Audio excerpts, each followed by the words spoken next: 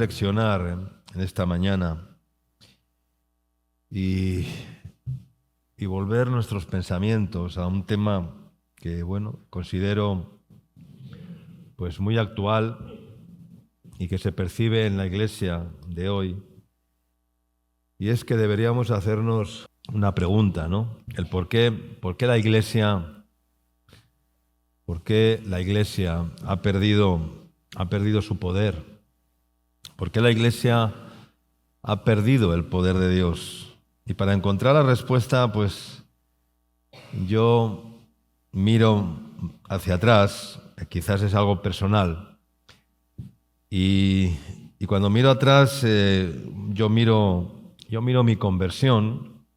No quiero ponerme de ejemplo, pero quiero mirar mi conversión para que tú también mires cuándo fue tu conversión, todos aquellos que han tenido una verdadera conversión en el Señor, y analizar pues lo que ocurrió allí, ¿no? O allá. Y yo lo que rescato de mi conversión es que lo primero que hizo el Señor fue hacerme sentir como un miserable, ¿no? Como un profundo pecador, ¿no? Y me sentí profundamente pecador cuando me confronté y me encontré con el Evangelio de Cristo, cuando me encontré con el Señor.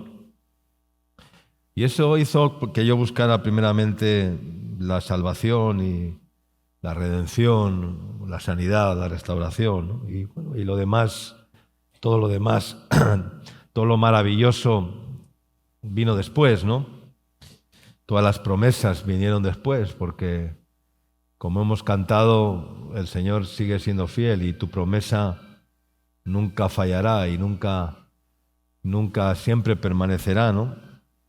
Y una de las cosas que más nos tienen que preocupar en la realidad de hoy, o por qué la Iglesia no tiene el mismo poder que tenía antes, por qué no se manifiesta el mismo poder que se manifestaba antes, ¿no?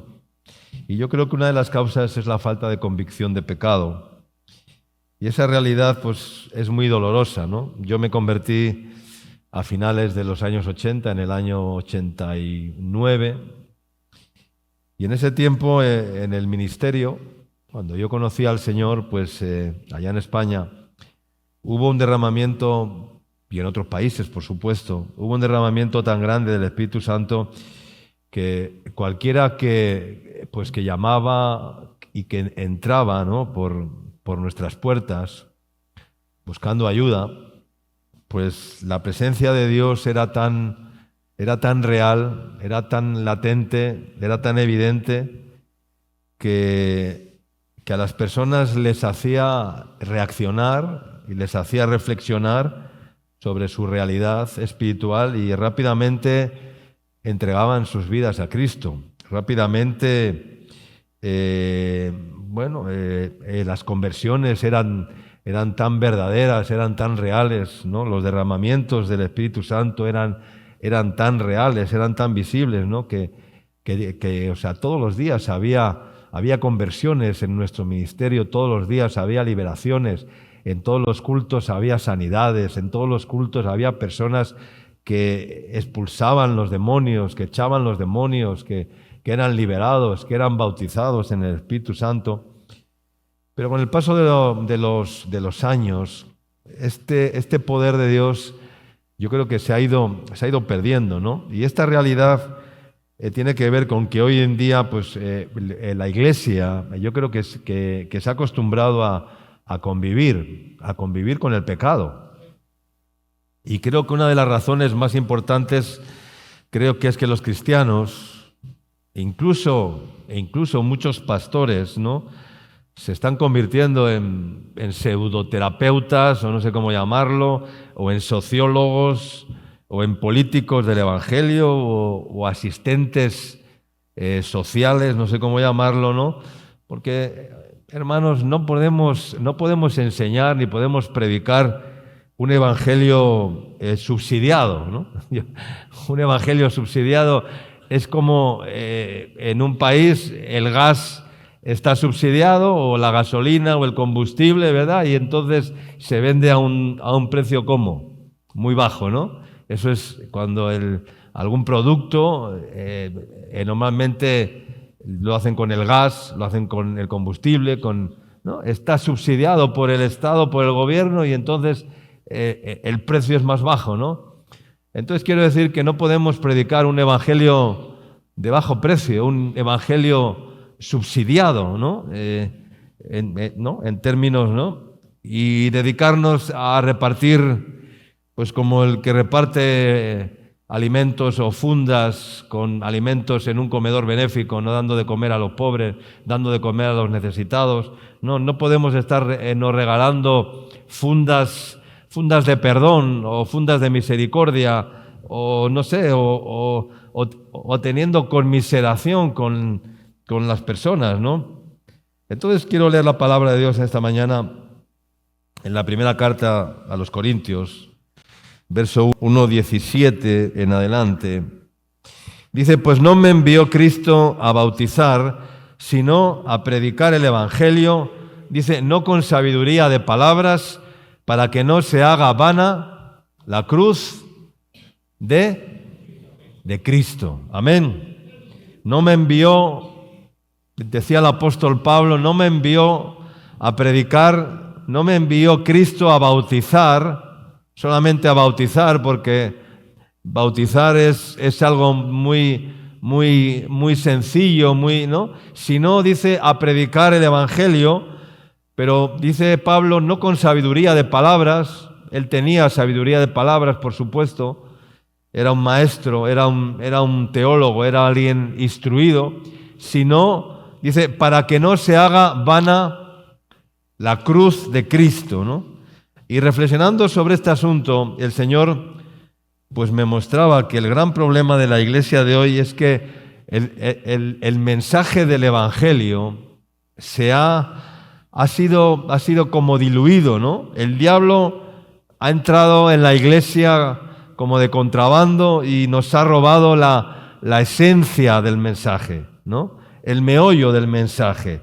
Y el mensaje pues se ha quedado entre los creyentes o entre los cristianos, se ha quedado vacío de contenido, se ha contaminado, y yo creo que tenemos que regresar y volver urgentemente al núcleo, a la raíz, al inicio, rebobinar y descubrir cuál es la esencia del evangelio, ¿no? Y el apóstol Pablo dijo: no me avergüenzo del evangelio porque es poder de Dios, ¿no? Entonces, si el evangelio es poder de Dios, si la Biblia dice que el evangelio es poder de Dios, ¿por qué la iglesia de hoy, que conoce el evangelio, no tiene poder? Nos estamos contradiciendo, ¿no? La Biblia dice que el evangelio es poder de Dios, y hoy la iglesia no manifiesta el poder de Dios, no tiene poder de Dios, no tiene impacto en la sociedad. ¿Por qué las personas no se convierten? ¿Por qué las personas consienten y siguen conviviendo con el pecado? ¿Por qué las personas no tienen convicción de pecado? ¿Por qué no hay derramamientos del Espíritu Santo? ¿Por qué las personas no entregan sus vidas a Cristo de todo corazón? ¿Por qué? Y por mucha elocuencia que tengamos, por mucho conocimiento, por mucha sabiduría o por mucho estudio que tengamos de la Biblia, si el mensaje no tiene poder, la iglesia tampoco tendrá poder. ¿Cuántos dicen amén? Si el mensaje del evangelio no tiene poder, la iglesia tampoco tendrá poder. Y entonces, hermanos, debemos reflexionar y pensar que el núcleo del evangelio, el fundamento que ya está puesto, que no es otro, que es Jesucristo, y si en la iglesia, si en los púlpitos, si en nuestra vida diaria ha quedado ausente la palabra de la cruz, como vamos a leer más adelante, vamos a leer versos 18 en adelante, dice, porque la palabra de la cruz, verso 18, es locura a los que se pierden, pero a los que se salvan, esto es, a nosotros, ¿qué es? Es poder de Dios. Pues está escrito: destruiré la sabiduría de los sabios y desecharé el entendimiento de los entendidos. ¿Dónde está el sabio? ¿Dónde está el escriba? ¿Dónde está el disputador de este siglo? ¿no ha enloquecido Dios la sabiduría del mundo? Pues ya que en la sabiduría de Dios el mundo no conoció a Dios mediante la sabiduría, agradó a Dios salvar a los creyentes por la locura de la predicación. Porque los judíos piden señales y los griegos buscan sabiduría. Pero nosotros, dice, predicamos ¿a quién? A Cristo y a este ¿cómo? Crucificado. Para los judíos, ciertamente tropezadero. Para los gentiles, locura. Mas para los llamados, así judíos como griegos, Cristo, poder de Dios y sabiduría de Dios. Amén. Es la palabra de la cruz la que tiene poder. No es la palabra cruz en sí, porque la cruz es un símbolo. No es la cruz, es la palabra de la cruz la que tiene poder. La doctrina de la cruz, el evangelio de la cruz. Porque eso fue un momento, un acontecimiento no solamente histórico en los tiempos o en la historia de la humanidad, sino que fue algo trascendental, real, eterno, que determinó la historia y cambió el rumbo de la historia de la humanidad. Y eso parece que como que se ha perdido. Y si el Evangelio, o si al Evangelio le hemos extraído lo que es el núcleo, lo que es la esencia, lo que es el contenido, y eso no es otra cosa sino la cruz. Y si le hemos extraído la cruz, la parte que tiene poder para fecundar, para fructificar, para dar vida, lo que tendremos es solamente pues la materia prima, pero sin contenido, inerte, muerte, sin vida. Y yo sé que los tiempos pues no acompañan para nada, ¿no? Hay un ecumenismo que avanza a gran velocidad, hay un libertinaje que avanza a gran velocidad, la maldad aumenta a gran velocidad. Y en este ámbito tenemos que mencionar una teoría, que es la teoría liberal. Es decir, ¿qué es la teoría liberal? Justificar o justificarme por lo que no puedo dominar o superar moralmente, ¿no? Lo que no puedo yo superar, dominar, controlar de una forma moral. Digo, es que Dios me ama, es que Dios me conoce, es que Dios entiende quién soy, sabe quién soy, conoce mis pasiones, soporta mis pecados, soporta mis debilidades y siempre me perdona. Esa es la teología liberal, ¿no? Es decir, falta ¿de qué? De convicción ¿de qué? Falta de convicción de pecado, ¿no? Falta de convicción de pecado. Convivencia con el pecado. Convivencia con el pecado. La Iglesia se ha acostumbrado a convivir con el pecado. Y ese es el gran problema de la Iglesia actual. Había que desenterrar los cinco dogmas de las tesis de Lutero, las que clavó allá en Alemania, en la catedral de Gutenberg, cuando dijo, eran 5 cosas, dijo sola escritura, solamente la escritura, solo Cristo, predicar a Cristo, solo por gracia, sola gracia, volver a la gracia, sola fe, solo por la fe, todo es por la fe, y solo la gloria de Dios, hacerlo todo para la gloria de Dios, ¿no? Cuando Cristo murió en la cruz, ocurrieron varias cosas. Lo primero fue que el problema de la separación del hombre con Dios se solucionó. ¿Cuánto dicen amén? Y con ello trajo perdón y trajo salvación de nuestras culpas, ¿no? Y la segunda cosa es que Cristo golpeó de una forma severa y contundente ¿a quién? A Satanás y al reino de las tinieblas, ¿no? El problema es que la mayoría de los cristianos pensamos solamente en la primera parte, es decir, en la salvación. Y eso solamente resuelve una parte del problema, que es que un día posiblemente pues vamos a ir al cielo, eso está muy bien, pero la segunda parte del problema es que ¿qué está haciendo la Iglesia? que ha de ser un cuerpo, ¿no? Un cuerpo de élite, un ejército que derriba las fuerzas del mal, que denuncia el pecado, que no convive con las tinieblas, ¿no? ¿Y qué está haciendo la Iglesia? Que derriba el reino de Satanás, que derriba las tinieblas, ¿no? Y esto ocurrió, ¿dónde ocurrió esto, no? Que las tinieblas fueron vencidas. ¿Dónde ocurrió que el reino de las tinieblas fue vencido? ¿Dónde ocurrió que Satanás fue derrotado? ¿Dónde ocurrió eso? En la cruz. No fue en otro lugar. No fue en la iglesia, no fue en los templos, no fue cuando Jesús hizo milagros, no fue cuando Jesús estuvo con sus discípulos. Sí, bueno, ahí ocurrieron milagros, pero los demonios seguían existiendo. Satanás seguía introduciendo demonios en la vida de las personas. Satanás continuaba enfermando a la gente. Satanás continuaba endemoniando a la gente, ¿no? Porque Jesús se encontró con un montón de endemoniados, con un muchacho lunático, con un muchacho que se arrojaba del fuego al agua y del agua al fuego y no sabía. Se encontró con un endemoniado gadareno que tenía una legión de demonios. Es decir, el reino de Satanás era tan evidente que no estaba derrotado. No fue ahí cuando se venció el reino de Satanás. El reino de Satanás solamente fue vencido en la cruz. ¿Cuánto dicen amén? Dice Colosenses capítulo 2, versículo 13 al 15, dice: y a vosotros, estando muertos en pecados y en la incircuncisión de vuestra carne, os dio vida juntamente con Él, perdonándoos todos los pecados, dice, anulando el acta de decretos que había contra nosotros, que nos era contraria, quitándola de en medio y clavándola ¿en dónde? En la cruz.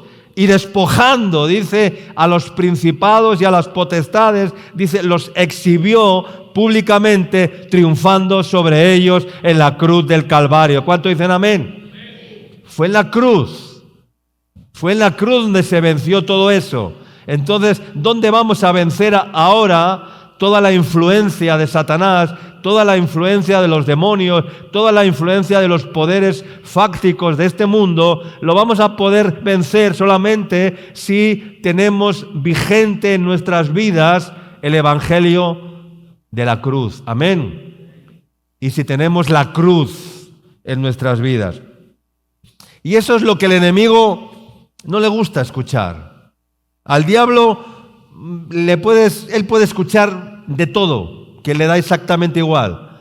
Pero hay algo que Satanás, que el diablo no puede escuchar, ¿ya? Y es lo que dice acá, es la cruz, porque en la cruz fue vencido. Amén. Y no le vamos a decir, no, vete Satanás, y vamos a poner así una cruz, ¿no? Como hacían los... No. Así no vamos a vencer al diablo. No podemos llevar la cruz como si fuéramos los cruzados de la Santa Inquisición, ¿no? Que iban con una cruz en el pecho, les llamaban los cruzados, ¿verdad? O sea, pero eso no es el Evangelio de la cruz, es la palabra de la cruz, la que vence al diablo, la que vence al mundo, la que vence a Satanás, la que vence el temor, la que vence el miedo, la que vence la desconfianza, la que vence la enfermedad. Es la cruz. Y es el Evangelio de la cruz. Y eso es lo que trajo victoria.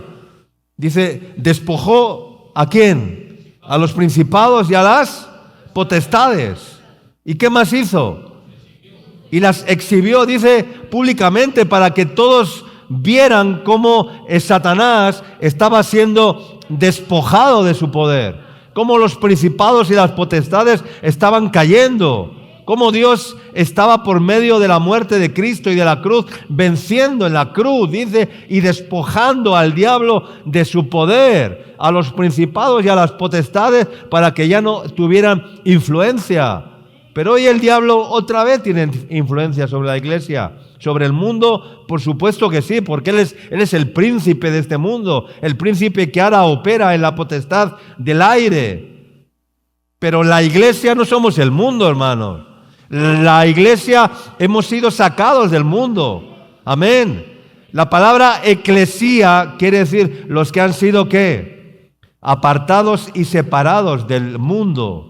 No que vivamos como extraterrestres, no que vivamos en otro mundo diferente, porque aún estamos en el mundo. No te ruego que los quites del mundo, sino que los guardes del mal, dijo Jesús.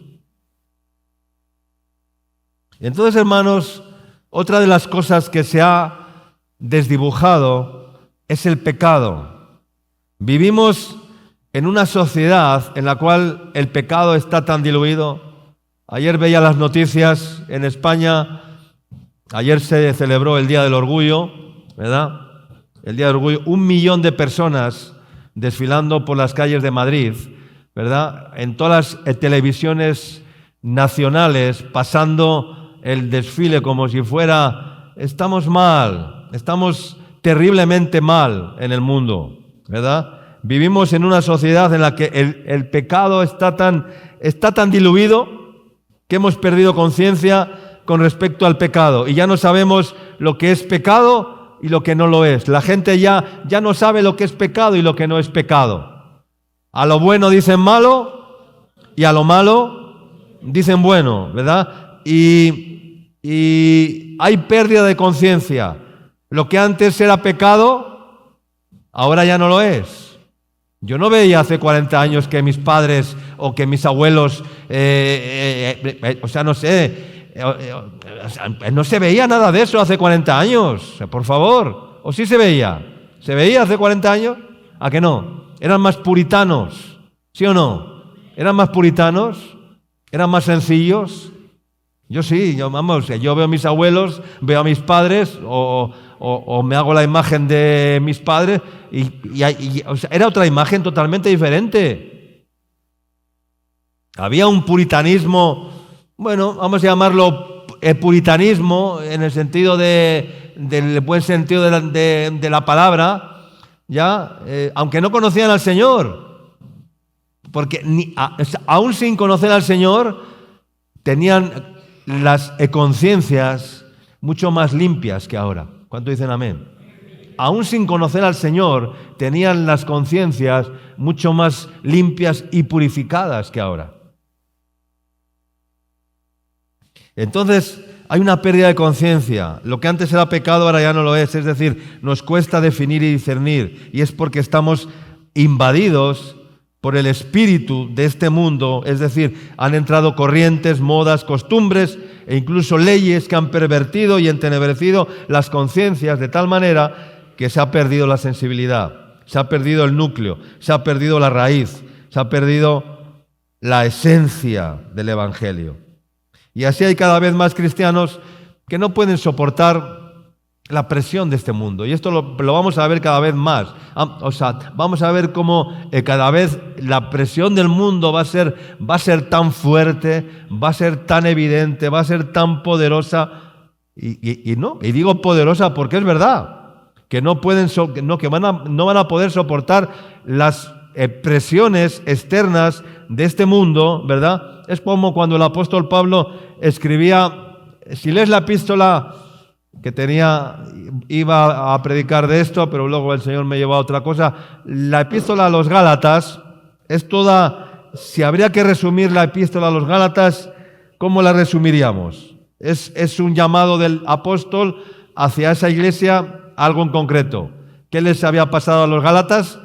Que no estaban pudiendo soportar la presión de la sociedad, de este mundo, y se querían volver de nuevo a los viejos rudimentos, ¿verdad? Volver a esclavizar, otra vez os vais a volver a esclavizar, otra vez vais a volver. ¿Quién os estorbó para no obedecer a la verdad? Hay un montón de textos en la epístola de los Gálatas que nos habla de esto, precisamente de que los Gálatas se volvieron atrás, ¿no? En cierta manera retrocedieron, ¿no? En cierta manera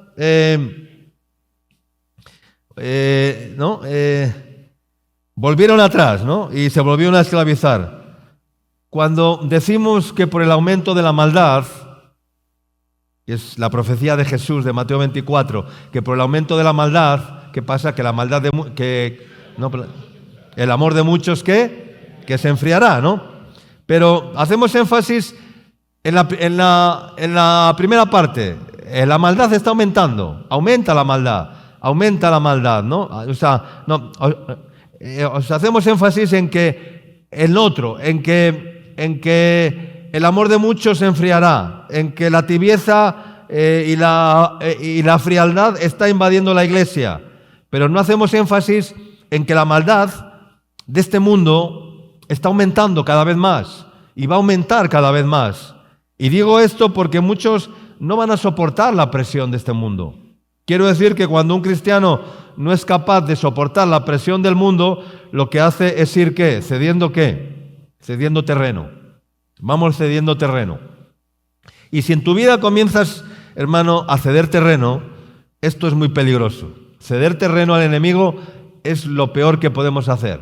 Ceder terreno en nuestras vidas es muy peligroso. Pero Dios nos ha llamado a todo lo contrario. Dios nos ha llamado ¿a qué? A resistir. ¿Cuánto dicen amén? Resiste, ¿no? Resiste, ¿no? Resiste y resiste y resiste, ¿no? Porque vamos a tener que resistir. Y cada vez más. Resistir. Esa es la palabra. Resistir. Combatir por la fe. Resistir en la fe, ¿no? Porque el diablo y el mundo va a venir a atentar ¿contra qué? Contra nuestra fe.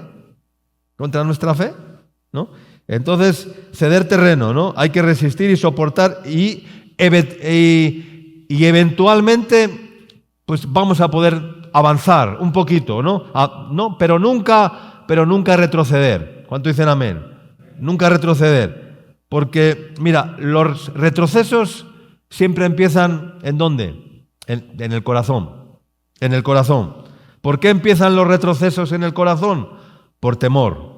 A veces por temor, a veces por desconfianza de Dios y por lo tanto comenzamos a retroceder y a ceder terreno en nuestra capacidad de sacrificarnos por el Señor y para el Señor. Y cada vez el sacrificio es menor. Y no, dice Daniel, la profecía dice, y quitaré el continuo sacrificio, ¿no? Como diciendo, es que Dios... Es que el Satanás va a quitar el sacrificio, el culto. Él quiere quitar el sacrificio, el culto. Lo dice la Biblia. No, lo dice Daniel. Y quitaré el continuo sacrificio. Dios quiere, o sea, Satanás lo que quiere es derribar el altar. Que la iglesia no adore, que la iglesia no alabe, que vengamos a la iglesia y que no haya un espíritu de sacrificio. Que en nuestras vidas no haya sacrificio. O sea, y cuando retrocedemos, lo primero que vamos a ceder es la capacidad de sacrificarnos, ¿no?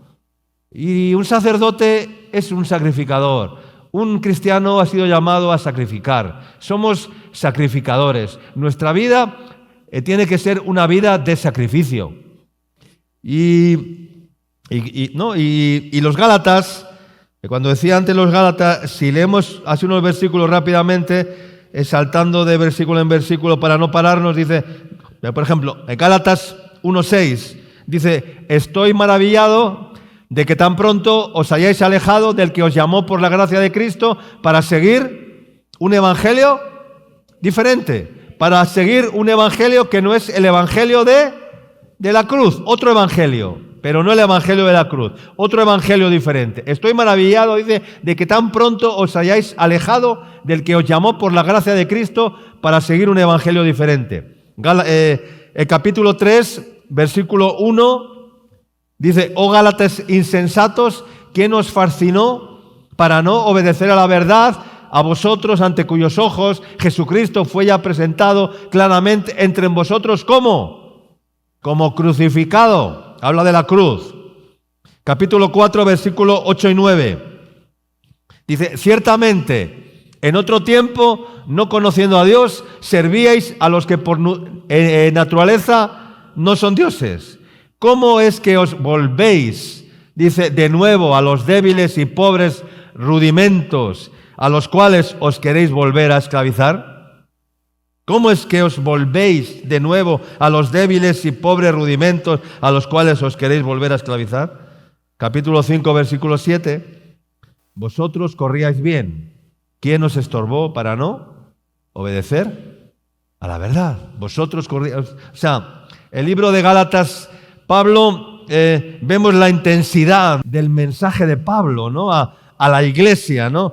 El tono de voz seguramente con el que Pablo se hubiera dirigido a la iglesia, porque lo dijo después, les estaba hablando por carta solamente. Yo estaba pensando, si por carta era tan severo, era tan tenaz, imagínate a Pablo predicando ya así, boca a boca. Si por carta era tan incisivo, era tan demoledor, era tan violento, por carta, bueno, tú al final lo lees, pero que se ponga o que se pare Pablo delante de ti y que te comience a amonestar, a corregir, a exhortar, a hablar como les hablaba a los Gálatas. ¿No? Es un mensaje incisivo, determinante, severo.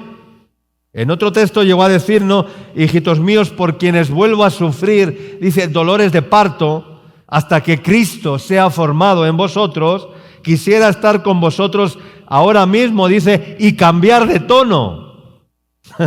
Les dice, quisiera estar con vosotros, dice, ahora mismo y cambiar de tono. No sé lo que estaría pensando Pablo. No, dice, hijitos míos, dice, por quienes vuelvo a sufrir. Dice, dolores de parto, dice, hasta que Cristo sea formado en vosotros, porque estaba viendo que se estaban volviendo a esclavizar, que estaban retrocediendo en sus corazones, que estaban perdiendo el poder de Dios, que estaban perdiendo la vida de Cristo, la vida del Evangelio. Y entonces Pablo estaba desesperado, diciendo, pero ¿cómo os podéis volver atrás? ¿Cómo os podéis estar otramente, volver a esclavizaros? ¿Cómo? ¿No? No, hijitos míos, por los que sufro dolores de parto hasta que Cristo sea formado en vosotros. Quisiera, dice, estar con vosotros ahora mismo y cambiar de tono. Entonces, hermanos, a ver, Dios dio una ley en el Sinaí. Y la ley, lo que hizo cuando Dios dio la ley lo que hizo fue perfilar en cierta manera el pecado, ¿no? Pero al pecado no se le puede atajar con religiosidad ni con religión, ni porque desde los púlpitos comencemos a lanzar piedras gruesas ya de acusación, ¿no? Para golpear y condenar a la gente, ¿no? Decir, eres un pecador, te vas a ir al infierno. O sea, no vamos a lanzar piedras así desde los púlpitos, no, porque eso tampoco sirve. A la gente no les podemos lanzar piedras para que se conviertan al Señor, para que renuncien al pecado. Le trajeron a Jesús a una mujer que había sido sorprendida en el acto mismo del adulterio. Y los fariseos iban ¿qué? Iban cargando ¿qué? Iban cargando piedras. Piedras que lo que producían eran miedo, temor, desconfianza, ¿verdad? Y también venían, no solamente en una mano tenían la piedra y con la otra tenían el dedo ¿qué? El dedo acusador, ¿no? Esa era la forma de actuar, ¿no? Y con las leyes en sus manos, ¿no? La ley dice que si una mujer es sorprendida en el acto mismo del adulterio, esa mujer tiene que ser apedreada. Así iban, ¿verdad? Con la ley en una mano, acusando, y con la piedra en la otra mano, ¿no?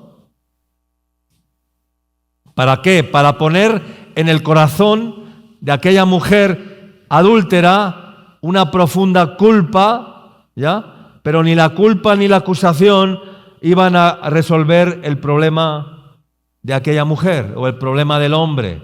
La culpa y la acusación, las piedras, no van a resolver el problema de la humanidad. En este caso, en el caso de aquella mujer, cuando Jesús se quedó a solas con ella, cuando ya los fariseos habían arrojado las piedras, porque cuando Jesús les dijo, el que de vosotros esté libre de pecado, que lance la primera piedra, y se quedaron isofatos y dejaron las piedras y cada uno se fue, empezando, dice, por los más viejos. O sea, que los más viejos eran los más pellejos, ¿no? Porque dice la palabra, lee el texto. Los que primero soltaron las piedras, ¿quiénes fueron? Los más viejos, no los más jóvenes, los más viejos, los más religiosos, los más evangélicos de los años 60 y 80, o yo qué sé. Esos fueron los primeros en soltar las piedras y salir por patas. Fueron los primeros. Y luego los demás. Y al final Jesús se quedó solo con aquella mujer. Y le dijo, mujer, ¿dónde están? ¿Dónde están los que te acusaban?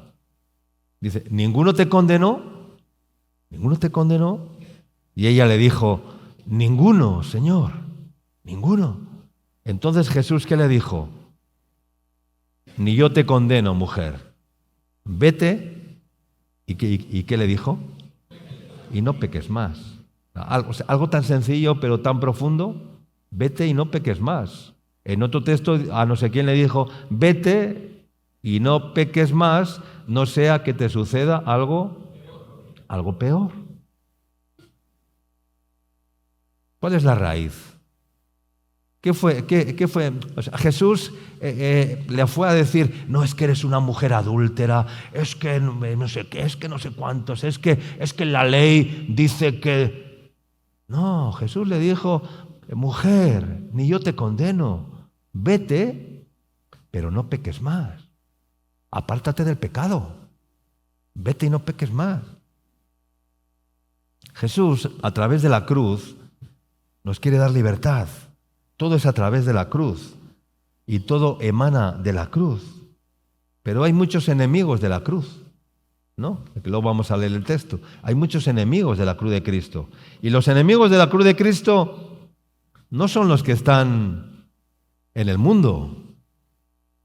No, ¿sabes cuando decimos no? Es que son enemigos de la cruz. No, los enemigos de la cruz no son los que están fuera, en el mundo. Los enemigos de la cruz son los que estando dentro no están dispuestos a poner sus vidas en el altar con el Señor, en la cruz, porque con Cristo estoy juntamente crucificado.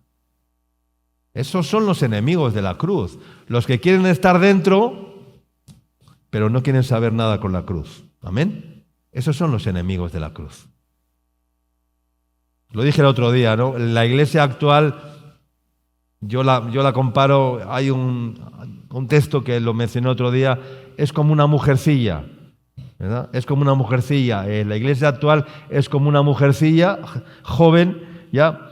Que tiene cuerpo de mujer, que está formada como una mujer, tiene todas las propiedades de una mujer, es una mujercilla formada, ¿verdad? Como mujer, pero con la mente, con la mentalidad de una niña.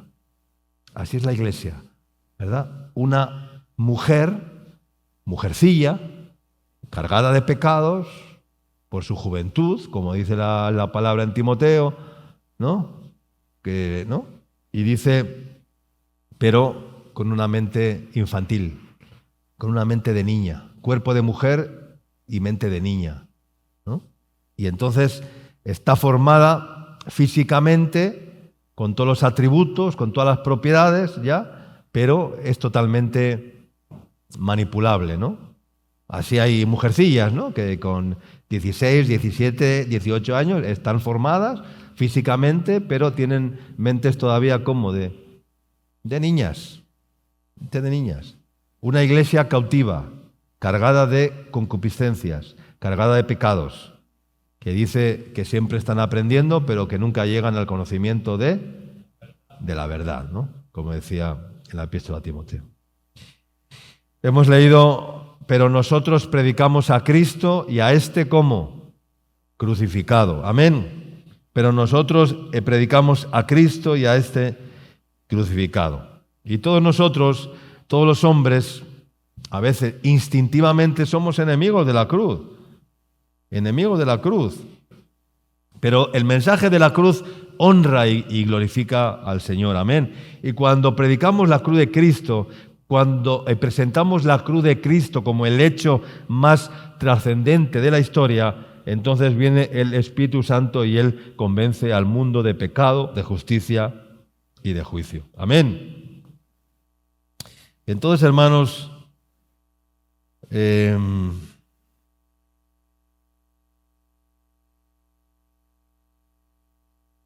y como decía antes, ¿no? El gran problema es que no hay convicción de pecado en medio de la iglesia. Y es el Espíritu Santo el que convence, no es la religión, no son los métodos, no son las estructuras religiosas, es el Espíritu Santo el que convence, dice la Biblia, Él convencerá de pecado, de justicia y de juicio, ¿no? Y por eso dice la palabra de Dios, cuando hay otro texto que me venía a la mente, cuando celebramos la Santa Cena, cuando nos reunimos y tenemos que partir el pan para recordar que Cristo fue muerto por nosotros, eso es lo que conmemoramos cuando celebramos la Santa Cena. Hoy vamos a celebrar la Santa Cena, creo que es el primer domingo del mes. Lo hacemos cada mes, ¿no? Como una costumbre, y quizás eso nos ha hecho perder la idea que ese acto es volver a recordar y afirmar nuestras raíces de nuestra predicación, de nuestra vida, de nuestra fe, de nuestra victoria y la destrucción del reino de Satanás y la reedificación del cuerpo de Cristo vienen por el hecho de la cruz de Cristo, ¿no? Cuando Cristo dijo en la cruz, consumado es. Lo dijo desde la cruz. Nunca había dicho estas palabras Jesús en su ministerio. Tuvo que esperar a estar en la cruz para decir, ya todo está completado, ya todo está consumado, ¿no? El problema es que el pecado lo hemos tomado como un trámite, ¿no? Como un pequeño fallo, como el que aparca el carro en un lugar prohibido, ¿no? Y luego dice, es que no me di cuenta, ¿no? De que ahí no se podía aparcar, ¿no? No sé, así pensamos, ¿no? Es que he pecado porque no me di cuenta, ¿no? De que ahí no se podía aparcar, ¿no? De que eso no se podía hacer, ¿no? El pecado se ha convertido como algo que no tiene importancia, ¿no? Perdona, hermano, es que he tropezado contigo, no te preocupes, ¿no? Pero, hermanos, si el pecado fue algo tan liviano como decir, es que aparqué el carro y no sabía que ahí no se podía aparcar, ¿no?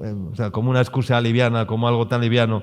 Si el pecado no fuera tan liviano o algo tan liviano, ¿cómo podemos pensar que Jesucristo hubiera muerto en una cruz precisamente para qué? Para librarnos ¿de qué? Del poder del pecado. Simplemente lo hubiera resuelto de otra manera, más sencilla, ¿no?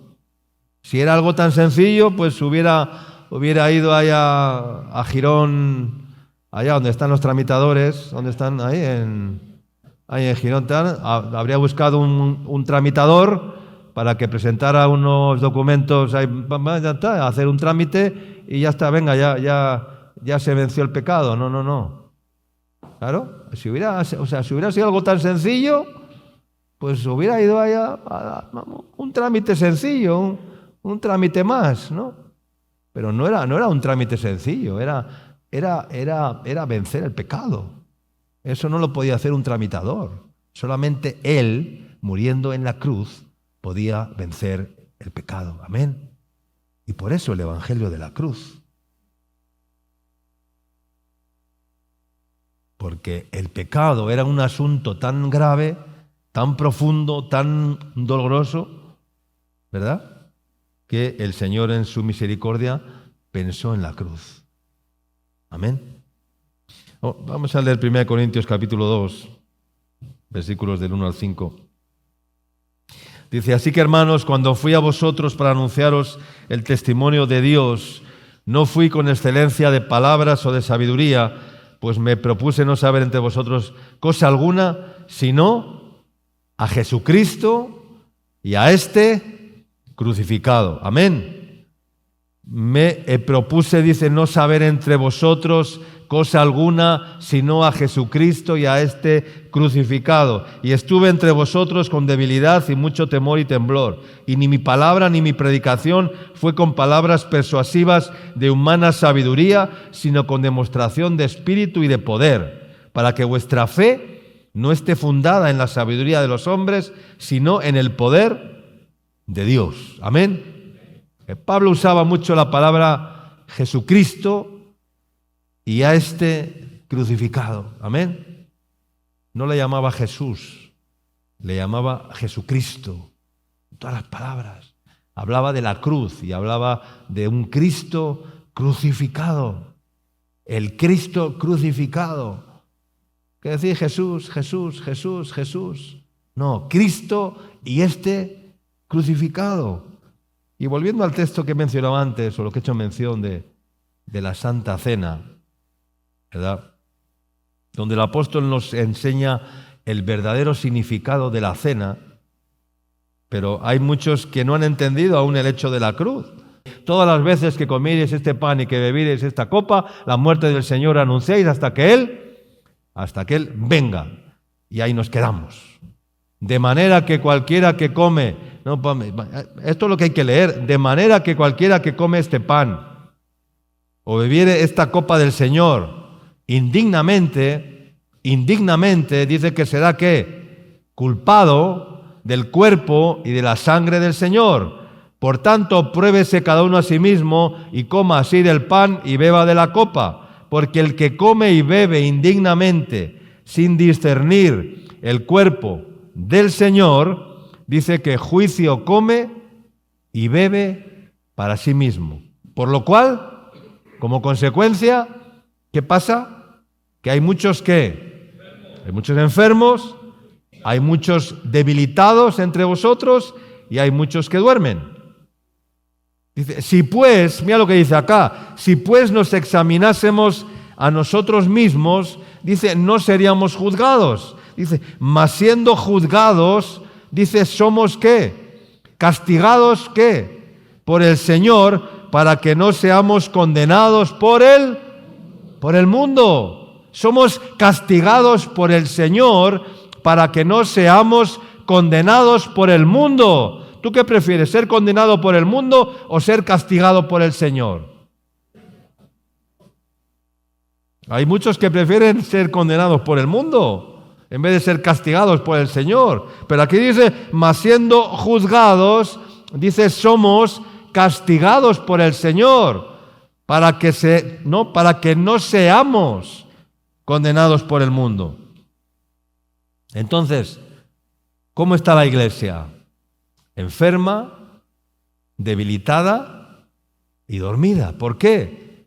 Porque el diablo se ha encargado de robarle la cartera a la iglesia. Le ha quitado la cartera a la iglesia el diablo. Le ha robado la cartera con todas las tarjetas de crédito y se está frotando las manos, ¿no? Porque el diablo ha hackeado la iglesia. Ha hackeado la iglesia al diablo. Sí, ha hackeado la iglesia. Se ha metido como de contrabando, como hacen los delincuentes cibernéticos, y ha hackeado la iglesia el diablo. Sí, le ha robado la cartera, le ha robado la esencia, le ha robado el núcleo, la cruz, le ha vaciado el mensaje. Le ha vaciado la cartera. ¿Qué hacen los delincuentes cuando entran en una cuenta a través del hackeo de tu teléfono? ¿Qué es lo primero que te vacían? La cuenta bancaria. Pues eso es lo que ha hecho el diablo. Le ha vaciado a la iglesia, le ha vaciado la cuenta también. Le ha vaciado la cuenta, le ha sacado todo el jugo a la iglesia. Y la ha dejado ¿cómo? Vacía, sin contenido, enferma, debilitada y dormida.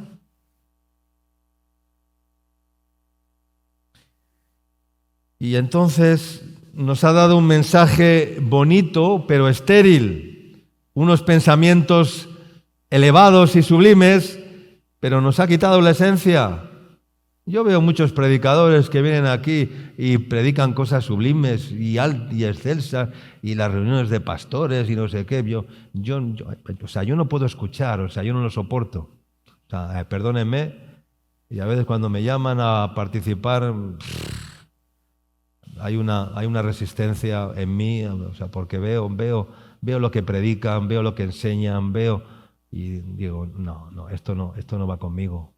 Yo no voy a participar de ese evangelio light, de ese evangelio sin cruz, de ese evangelio de pensamientos altos, elevados y sublimes, ya, pero sin contenido, sin esencia, ya, sin esencia, ¿verdad? Entonces, hermanos, y si no queremos ser una iglesia débil, enferma y debilitada, si tú no quieres ser una persona en el Señor enferma, debilitada y dormida, estamos en invierno y yo le decía, hermano, es que llega el invierno y a invernar como los osos. A invernar como los osos. ¿Qué hacen los osos en el invierno? Se meten en la cueva, ¿verdad? Digo, pues algunos o algunas estáis invernando como los osos. Pero ya, decía ayer en el libro de Cantares, les ponía ayer a las hermanas para animarlas. Digo, ya el invierno ha pasado en vuestro país.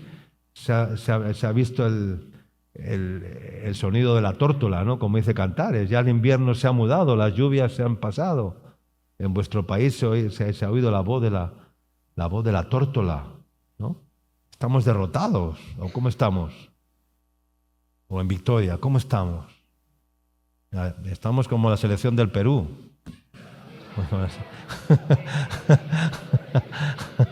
Derrotados estamos ya. Estamos como la selección del Perú. Derrotados ya. Derrotados o ¿cómo estamos? Claro. Entonces, hermanos,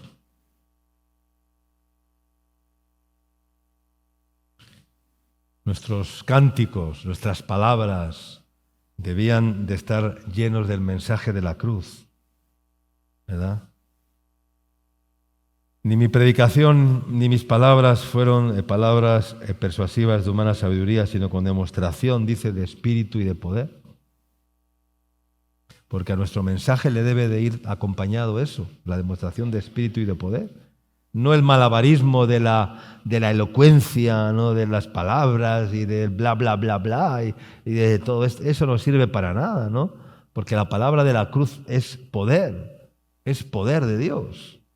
Para que vuestra fe no está fundada en la sabiduría de los hombres, sino en el poder de Dios, para que la gente no... ¿por qué la gente no permanece? ¿Por qué la gente no es constante? ¿Por qué la gente vuelve atrás? ¿Por qué la gente regresa al mundo constantemente? Es muy sencillo, porque han entrado filosofías y ambientes más seductores que arrastran y seducen los corazones.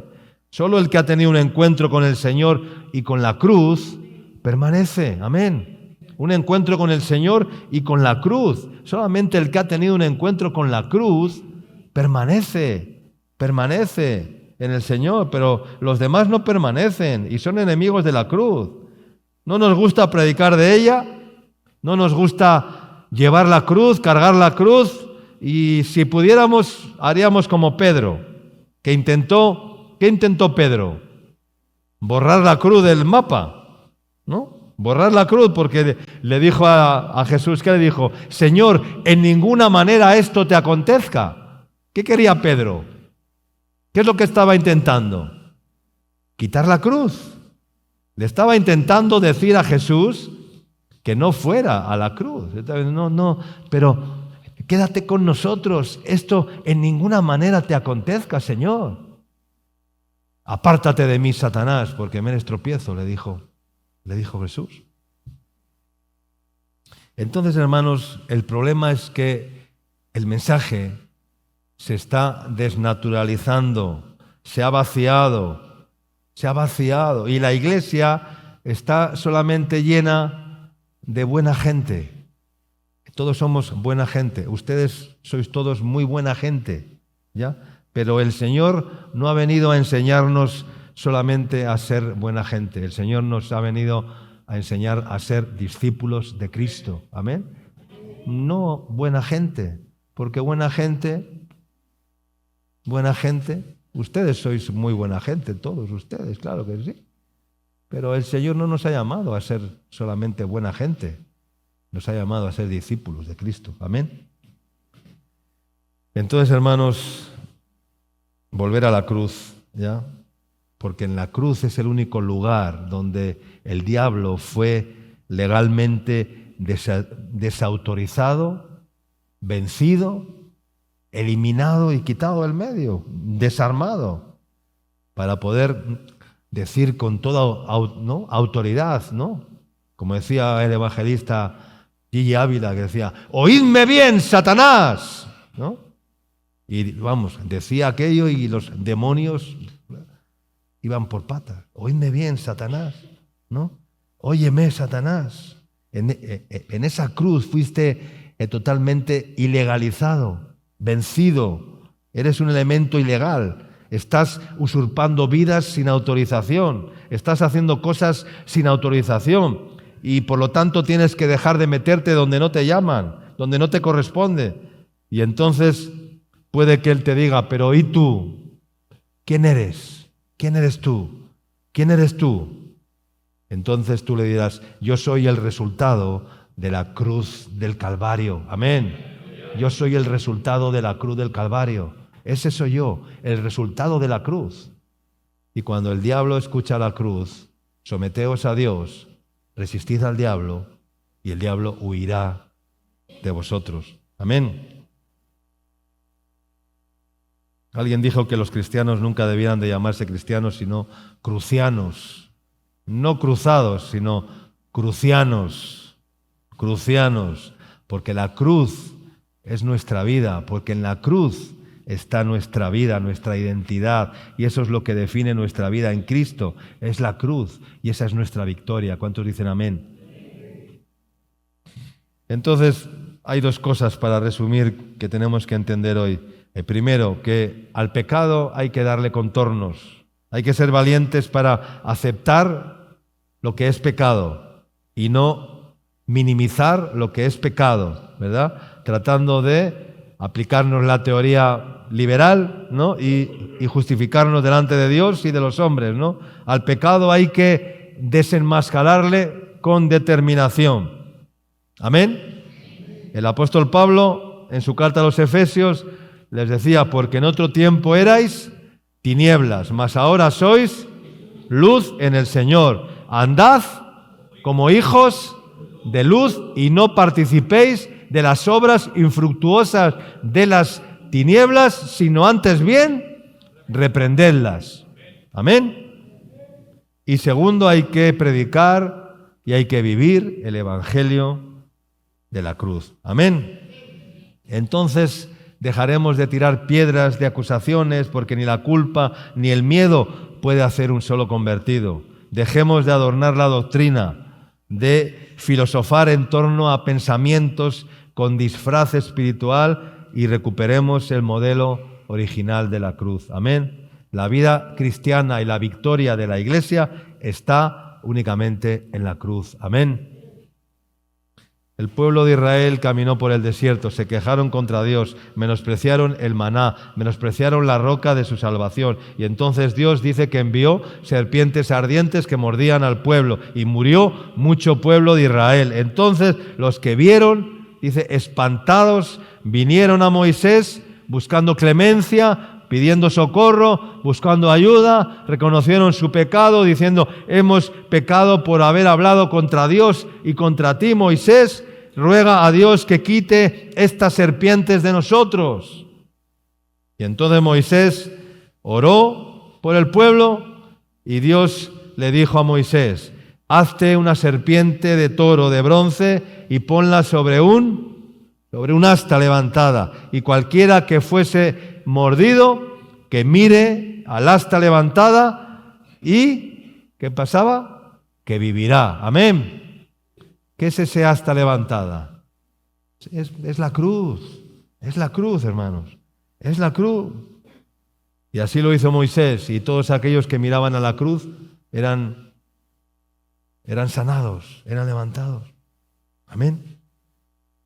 Y termino leyendo Filipenses capítulo 3, 17, dice: hermanos, sed imitadores de mí y mirad los que así se conducen según el ejemplo que tenéis en nosotros, porque por ahí andan muchos, de los cuales os dije muchas veces, y aún ahora lo digo llorando, que son enemigos de la cruz de Cristo, el fin de los cuales será perdición, cuyo Dios es el vientre y cuya gloria es su vergüenza, que solo piensan en lo terrenal.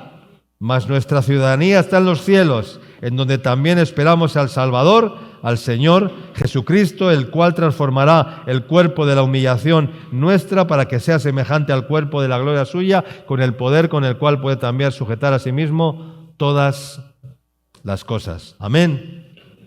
Nos está hablando de volver nuestros ojos a la cruz. Amén. Porque por ahí andan muchos, dice, que son enemigos de la cruz de Cristo. Amén. Cuyo Dios es el vientre, que son egoístas, que solo miran por sí mismos, que solo miran para sí mismos, cuyo Dios es el vientre y cuya gloria es su vergüenza, que solo piensan en lo terrenal. Los que miraron a la cruz nunca serán avergonzados. Amén. Como dice el Salmo 34, creo que antes lo mencionaba: busqué a Jehová y él me oyó y me libró de todos mis temores. Salmo 34, 4. Busqué a Jehová y él me oyó y me libró de todos mis temores. Los que miraron a él fueron alumbrados y sus rostros no fueron avergonzados. Este pobre clamó y le oyó Jehová y le libró de todas sus angustias. Amén.